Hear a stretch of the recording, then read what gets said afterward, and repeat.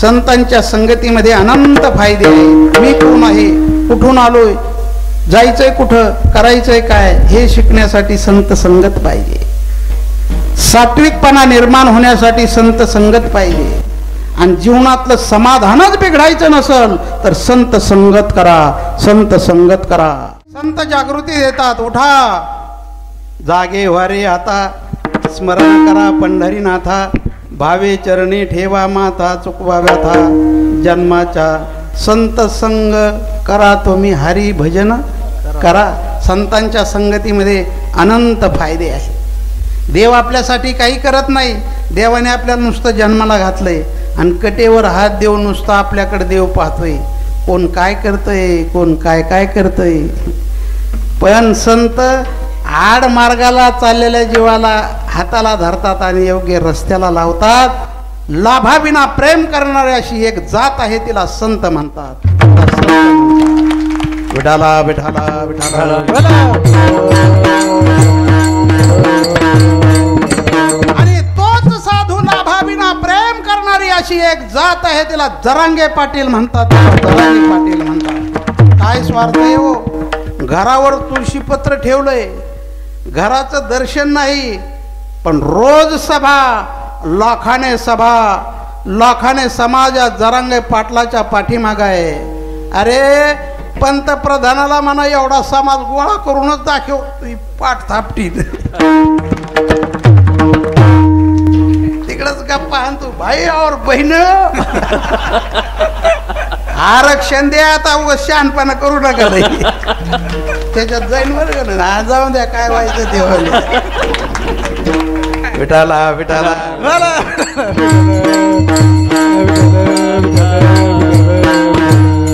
अरे याच्यासाठी आज मराठा काही करायला तयार आहे, प्राण द्यायला तयार आहे. जर माग पुढं जर झालं तर त्या दिवशी जरांगे पाटील म्हणलं हे आग्या मोहोळ जर उठलं तर आपण त्याला जिम्मेदार नाही.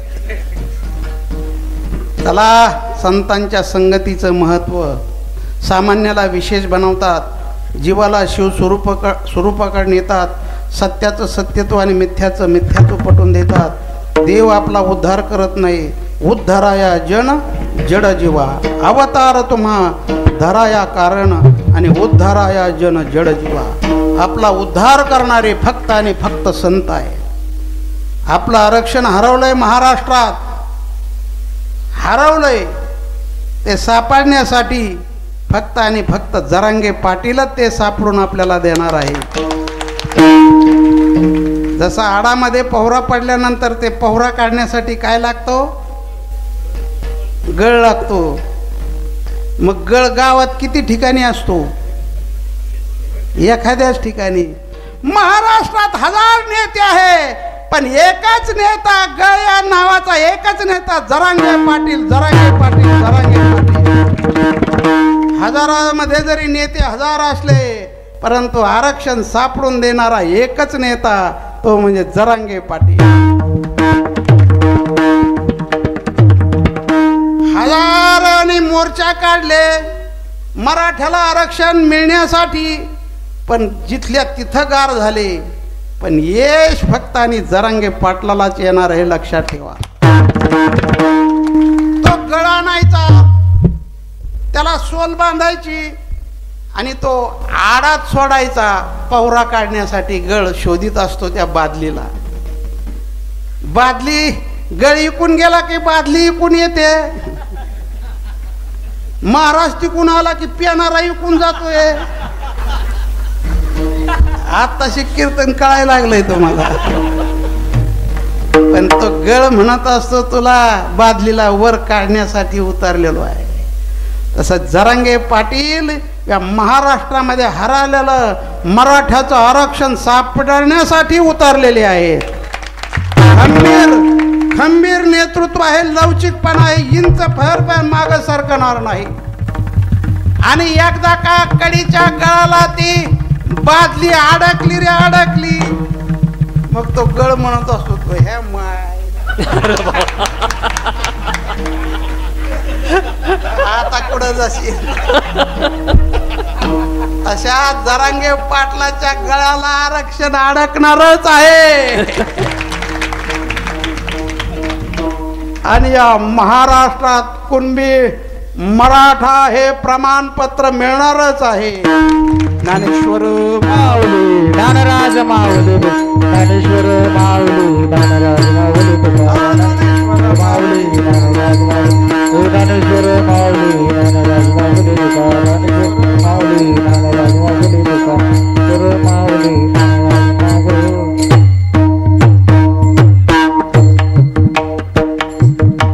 शेवटच्या चरणामध्ये तुकाराम महाराज म्हणतात, तुका म्हणे गर्भवासी सुखी घालावे अम्माशी.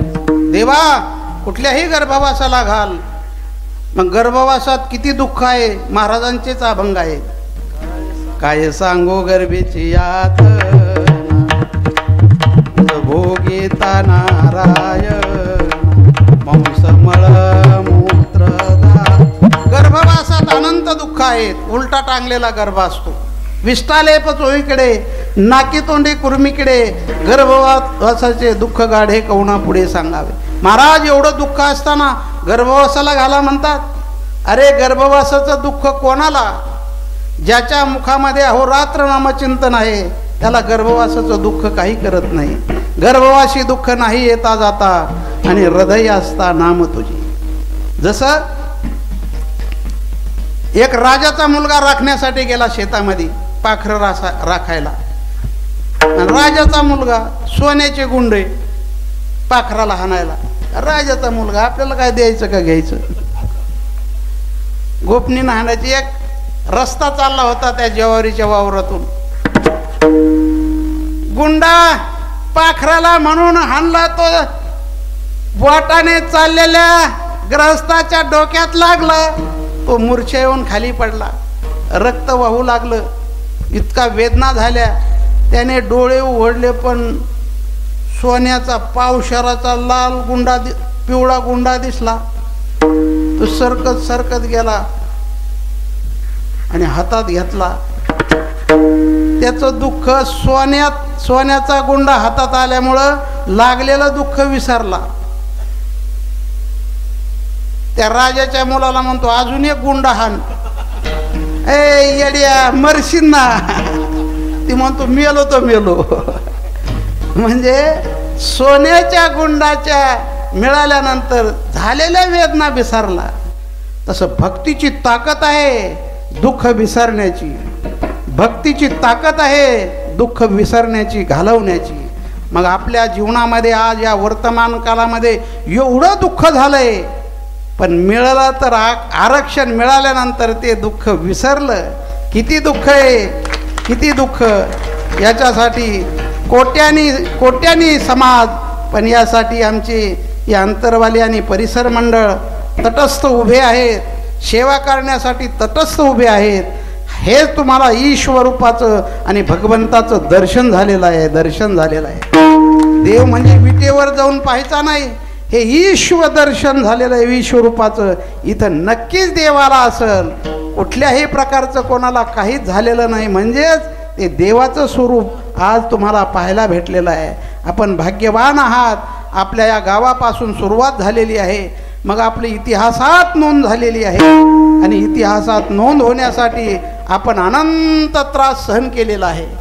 अनेकाला लाठीमार झाला, अनेकाला गोळ्या खाव्या लागल्या, अनेकाला शिव्या खाव्या लागल्या, परंतु अंतःकरणाची व्यापकता मराठ्याला, महाराष्ट्रातील मराठ्याला हा आनंद मिळालेला आहे.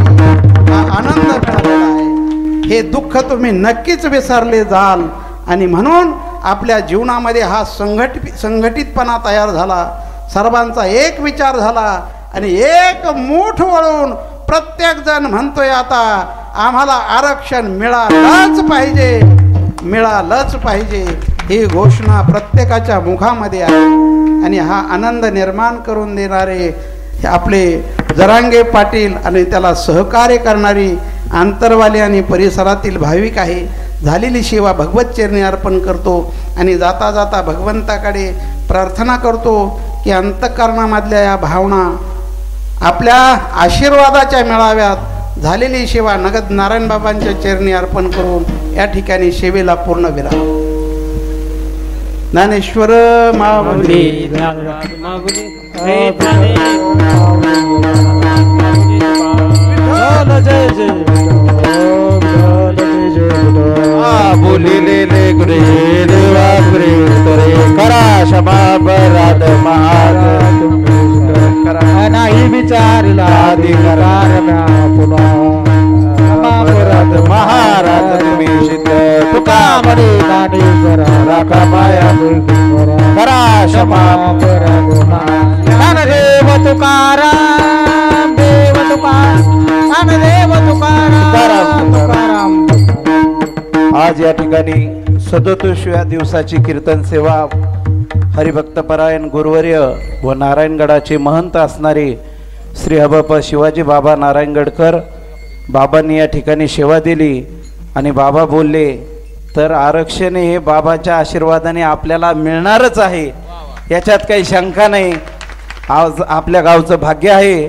बाबांची तारीख या ठिकाणी मिळत नसती, पण आज बाबांची तारीख या ठिकाणी मिळाली आणि बाबा या ठिकाणी हजर झाले, त्याबद्दल त्यांना ग्रामस्थांच्या वतीने धन्यवाद. आज या कीर्तन सेवेकरता आलेले नारायणगडाचे सुप्रसिद्ध पखवाजवादक आमचे गलधर महाराज आणि सुप्रसिद्ध संगीत विशारद नारायणगडाचे टाळकरी हरी महाराज गवते व कुमार महाराज ठोसर यांना सुद्धा मनपूर्वक धन्यवाद. तसेच महाराष्ट्रातील बुलंद पखवाजवादक हरिभक्तपरायण बाजीराव महाराज काळे यांना सुद्धा धन्यवाद. बाहेरून आलेली सर्व भजनी मंडळी ग्रामस्थ मंडळ यांना सर्वांना धन्यवाद.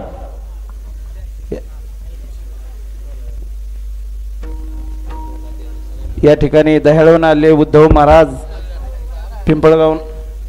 आजचे सकाळचे संत भोजन हरिभक्तीपरायण आमचे सुभाष आप्पा तारक यांना सुद्धा सर्व ग्रामस्थ मंडळातर्फे धन्यवाद. पुन्हा संध्याकाळचं भोजन आदरणीय आमचे गंगाधर आप्पा तारक यांना सुद्धा सर्व ग्रामस्थ मंडळातर्फे धन्यवाद. पुनश्च एकदा बाहेरून आलेले सर्व पाहुणे मंडळी ग्रामस्थ मंडळीच्या वतीनं सर्वांना कोटी कोटी धन्यवाद.